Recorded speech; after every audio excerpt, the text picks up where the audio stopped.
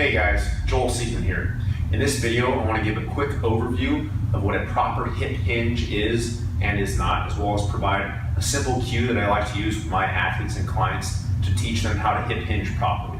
So first things first, a hip hinge involves a movement pattern where we're simply flexing at the hip joint, okay? What that would look like visually, if this is my hip joint, we're simply going to bend at this joint. We're going to drive the hips back posteriorly while also maintaining around a 20-degree knee bend. That's going to allow for natural hip flexion mechanics. So I'm going to drive the hips back, drive them back towards this wall in back of me, and then as it returns to the top position, I'm going to drive my hips forward by squeezing and contracting my glutes. Again, that would simply look like this. If I was holding a barbell for something like an RDL or Romanian deadlift, I would simply drive the hips back, drive them forward.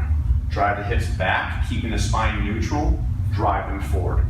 Now, two really common mistakes that we'll see on a hip hinge or RDL is that people will either try to squat the hinge too much, having too much knee bend, or they'll try to perform too stiff-legged of a position, similar to a stiff-leg deadlift, which we don't want either, as that can place stress on the low back and on the hamstring insertion.